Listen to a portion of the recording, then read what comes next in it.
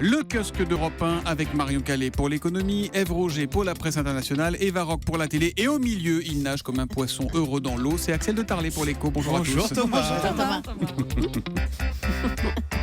Ce matin, on regarde la une de Direct Matin que se partagent Hillary Clinton et Donald Trump et on se demande si on ne tient pas là l'affiche, le duel annoncé comme le titre le gratuit de la présidentielle américaine. Libération titre de son côté le sprint final. Le Figaro dit tout le mal qu'il pense des intermittents du spectacle et de leur mobilisation du moment. Pour Gaëtan de Capelle, l'exception culturelle française est un concept pompeux. Il va bien falloir que ce petit club sorte de sa bulle, s'énerve l'éditorialiste. Mais l'humanité semble l'interrompre d'un tonitruant. Et oh, la colère sociale est bien là. Les intermittents, ce sera tout à l'heure à 6h45. Le sujet d'Europe 1 vous répond alors qu'on le disait avec Céline Kallmann. Un accord a, semble-t-il, été trouvé dans la nuit. La parole est à Abdeslam, clame 20 minutes à la une. À lui et à son avocat, l'ultra-médiatique Franck Berton. Le site Huffington Post dresse son portrait. Sa femme, avec qui il a fondé son cabinet d'avocats à Lille, dit de lui qu'il ne choisit jamais des causes, jamais une morale ou une histoire, mais toujours des personnes. C'est la nature humaine qui l'intéresse. On apprend au passage que Berton a commencé par une éphémère carrière de DJ en Belgique, mais que sa notoriété, il la doit plus aux affaires d'Outreau, dans laquelle il a défendu plusieurs des acquittés, et à la défense de Florence Cassé, casse son talent derrière les platines. Berton, fils d'une ancienne permanente du PC, proche de Nicolas Sarkozy, mais attention, qui refuse toute récupération politique. Il a aussi refusé 2 fois la Légion d'honneur. C'est assez rare pour être souligné. Je ne suis affilié à rien ni à personne. La seule attache que j'accepte et revendique, c'est ma famille, mes enfants, ma femme et mes potes, déclare-t-il dans l'Obs cette fois. Libération élargit le sujet à la dure loi des avocats du diable. Défendre des criminels contre l'humanité ou des tueurs en série apporte aux avocats vindicte sociale et renommée professionnelle. Un ténor, Jean-Yves Liénard, théorise « Je crois que je n'ai jamais vu de salopard absolu.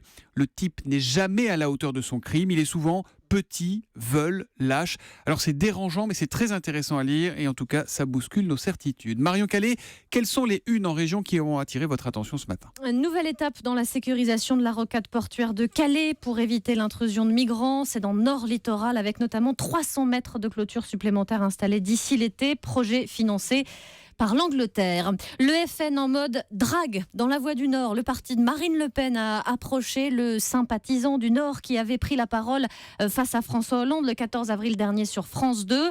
Marine Le Pen souhaiterait qu'il se présente aux législatives. Et puis à 3 jours du 1er mai, Presse Océan s'inquiète pour le muguet.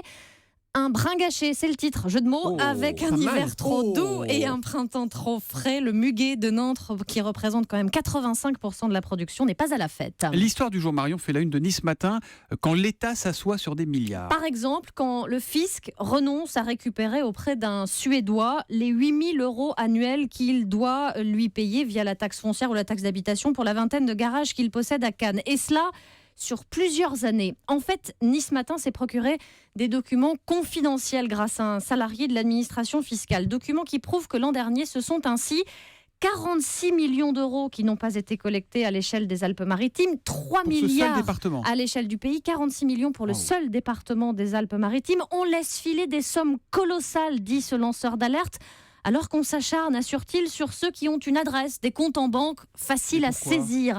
En fait, il s'agit disent les syndicats, d'un renoncement de l'administration. Le fisc répond que c'est un dispositif, tout ce qu'il y a de plus légal, il n'y a rien d'occulte. Ça s'appelle les admissions en non-valeur. Elles sont décidées, ces admissions en non-valeur, quand les agents estiment être arrivés au bout des démarches possibles pour recouvrer l'argent. Donc ils lâchent l'affaire. Voilà, ils lâchent l'affaire exactement, en précisant quand même que si jamais il y a de nouveaux éléments, on peut relancer les démarches. Ça représente quand même, à calculer Nice Matin, 821 € par contribuable pour la seule ville de Cannes, par exemple. Incroyable, 46 millions pour les Alpes-Maritimes, 3 milliards à l'échelle du pays. Je vois Axel de Tarlet qui fait les gros yeux là quand même face à des sommes pareilles. Non mais c'est vrai que moi j'ai pris une amende en Italie, je ne l'ai jamais payée, on est tous un peu pareils. Alors il s'appelle Axel de Tarlet, son adresse est 17 rue. Ah bah moi, elle a été Le fisc prélevée. italien m'a suivi pendant des années, j'ai jamais payé. Ah bon, elle a été prélevée sur mon compte, j'ai reçu un mot d'American Express, c'est prélevé. Chers amis de l'administration fiscale, nous nous désolidarisons d'Axel de Tarlet dans ce kiosque. On va au Bangladesh à présent avec vous, Ève Roger. Le Bangladesh où 2 homosexuels ont été assassinés par des islamistes. À coups de machette, c'était lundi dernier à Dhaka, la capitale du Bangladesh. Les agresseurs se sont fait passer pour des coursiers, raconte le journal local, le Dhaka Times, pour pénétrer dans l'appartement de la figure de la communauté gay du Bangladesh. Ils l'ont tué, lui 35 ans et l'un de ses amis 25 ans. Et si Xulaz Manan, parce que c'est son nom, était connu des islamistes, c'est parce qu'il était l'un des rares à assumer publiquement son homosexualité dans ce pays à majorité musulmane, au risque d'être condamné à de la prison à vie. C'est le Guardian qui raconte le courage de cet homme.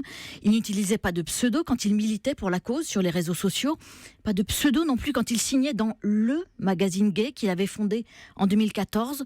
Ruban, c'est le nom de ce magazine, ça veut dire merveilleux garçon en bengali.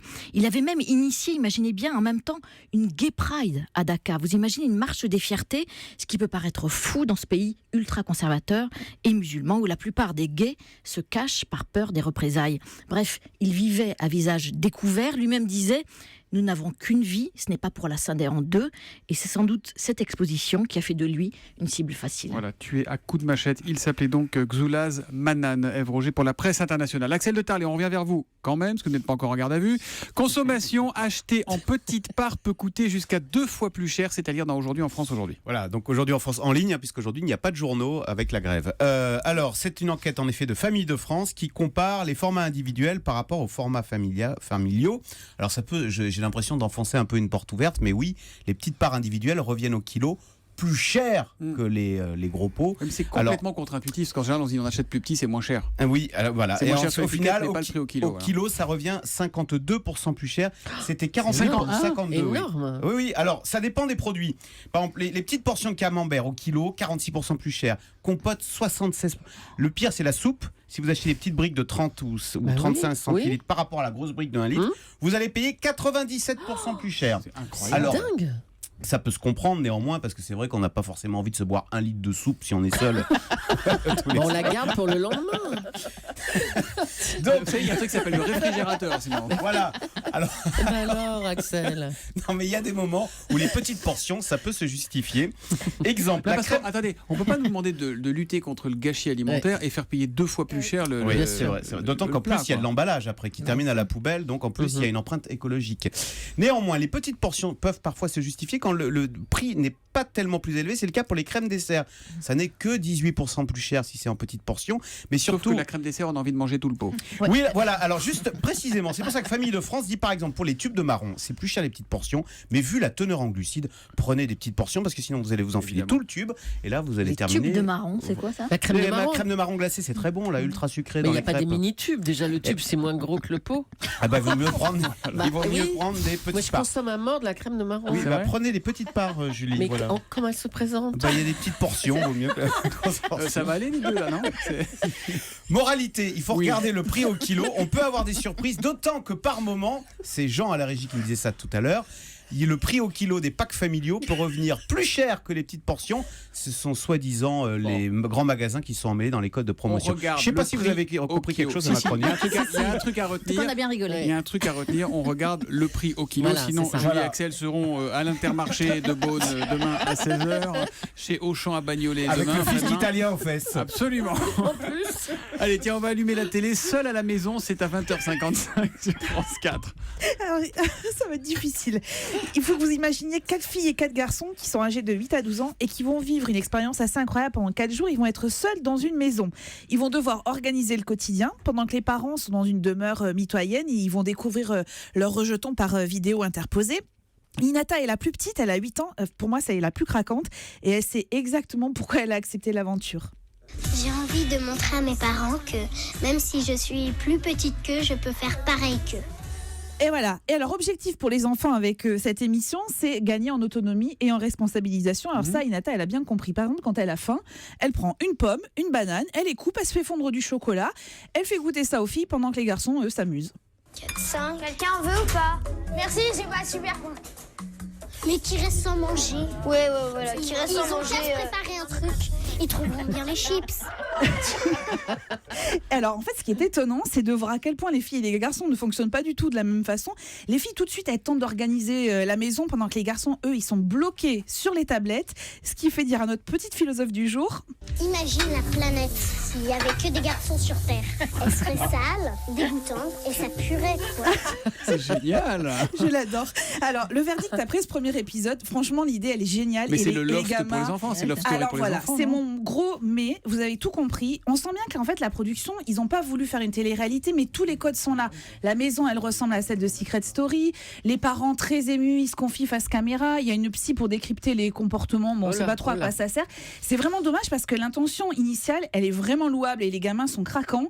Et voilà, il y a ce côté télé-réalité qui vient un peu tout gâcher sur la forme. Voilà, ça s'appelle Seul à la maison. Ça commence ce soir sur France 4 à 20h55. Et n'oubliez pas... Imagine la planète s'il n'y avait que des garçons sur Terre. Elle serait sale, dégoûtante et ça purait, quoi.